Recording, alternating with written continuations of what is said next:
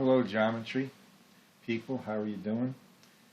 We're going to take a little break from geometry today and do some stuff from algebra from last year. It is because we are going to start a little small unit on the Pythagorean theorem, which is something you probably have learned in the past but may have forgotten. And part of that is simplifying square roots, which you may have learned in the past but may have forgotten. And then again with last year with the coronavirus and school getting shut down, who knows what anyone learned or remembered, right?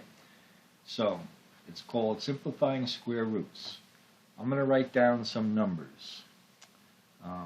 4, 9, 16, 25, 36. Does anyone know what these numbers are called? They're called perfect squares. Why? Because 2 squared equals 4. 3 squared equals 9. 4 squared equals 16, etc. These numbers here come from squaring these numbers. So these numbers are called perfect squares. And they continue. I'm just going to go up to 100, 49, 64, 81, 100, 7 squared, 8 squared, 9 squared, 10 squared. Okay, and they continue on. I'll just do a couple more. 11 squared is 121. 12 squared is 144. Funny story about the number 144, it's called a gross. Just like 12 is called a dozen is known as a gross, G-R-O-S-S. And then they go on forever. There is no ending to these numbers. Okay? Now, the opposite of squaring is square rooting. That symbol right there, known as the square root sign, also called the radical sign. The square root of 4 is 2. The square root of 9 is 3, etc., etc. The square root of 64 equals 8. The square root of 121 equals 11. I'm just skipping a few, but you can take the square root of all of them. These numbers are known as perfect squares. Any number not on that list is not a perfect square. Well, let me put 1 on the list, because 1 is considered a perfect square, but the square root of 1 is 1. 1 squared is 1. You don't really get anything out of the 1, but 1 is also a perfect square. Any number not on that list is not a perfect square. For example, 5. For example, 50. For example, 90. Any number not on that list is a perfect square. So there's a thing called taking the square root of a non-perfect square and you simplify it. So this is what today's topic is. I'm going to pick a number not on that list, 8. Let's take the square root of 8. Now, since 8's not a perfect square, it doesn't equal anything exact. But you can simplify that. And the way you simplify it, you look for any number on this list that is a factor of 8. Factor means it divides into 8 evenly. And 4 goes into 8 evenly. So the square root of 8, I'm going to write as the square root of 4 times the square root of 2. 4 being a perfect square. This can be written as the square root of 4 times the square root of 2. That's how square roots work. The square root of 4 is equal to 2. So this square root of 4 becomes 2, and we get 2 times the square root of 2. Square root of 8 and 2 times square root of 2 is the same number, just expressed differently. Square root of 8 is considered to be in radical form. 2 square root of 2 is simplest radical form. They're the same number. Let's do another one. Let's do the square root of 15. Which one of these numbers goes into 15? Well, does 1 go? Well, 1 doesn't do anything, so we kind of ignore 1. It doesn't simplify it by dividing by 1. Does 4 go into 15? No. Does 9 go into 15? No. Well, once you get to 9, nothing else will go into it. So there is no perfect square that's a factor of 15. So 15 is in radical form, but it's already in simplest radical form because there's nothing that you can do.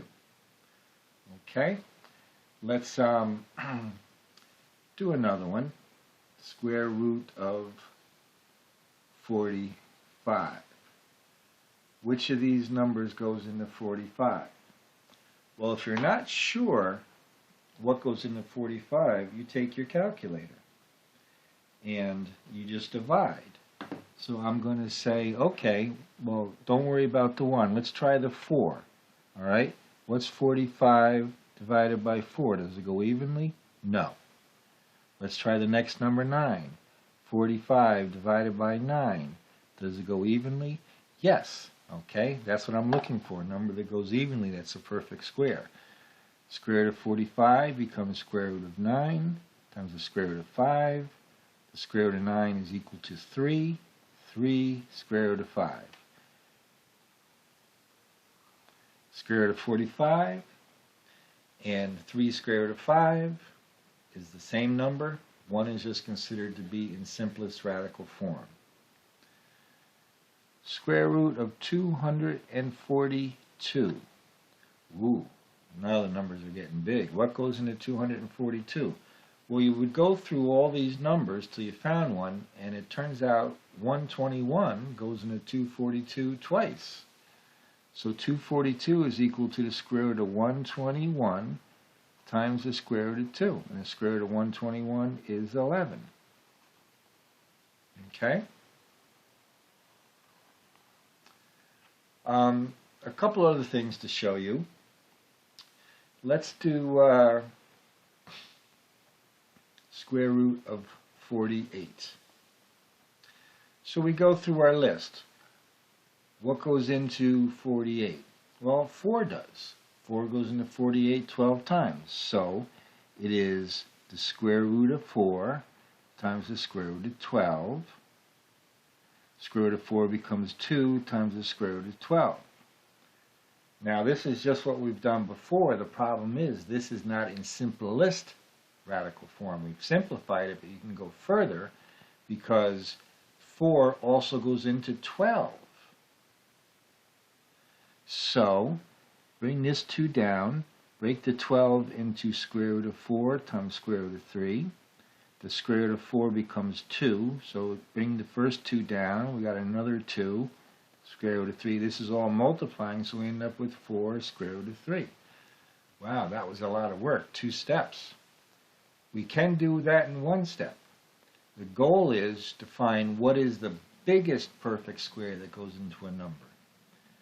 And it turns out, if we had gone past 4 and tried 16, 16 goes into 48 3 times. 16 times 3 is 48. So if I broke this down into 16 times 3, and then the 16 becomes a 4, we're where we started at.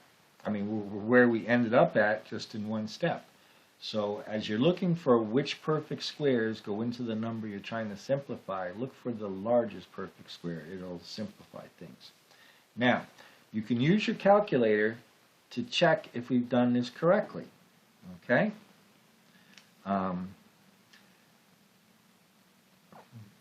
Most phones come with a calculator, but they don't always come with a scientific calculator. So I would recommend download a scientific calculator. They're for free. The graphing ones you usually have to pay, but the scientific calculators you can get for free. The calculator that you have on your phone is probably a 4-function calculator, which means 4-function means all it does is add, subtract, multiply, and divide. But this one can do square roots, as you can see right there. So I'm going to check if I did this right. I'm going to do the square root of 48, and I get 6.9282, etc., etc., etc. Okay? Now, what I'm going to check next, what do I get for 4 square root of 3? If I do 4 times the square root of 3, I get the same number, 6.92820,323. So that verifies that I've done this correctly. Another thing to realize is that for square roots of non-perfect squares, they're what we call an irrational number. If you take the square root of 48, you get a decimal that goes on forever without ever being repeating or terminating. So it's an irrational number. All right? So, I believe that brings us to the end of the square root lesson. This is a topic, simplifying square roots. This topic does cause students trouble, I know. So try your best at it. Video is a little bit long, it's 10 minutes, but we'll go over it in class also. So good luck with your assignment.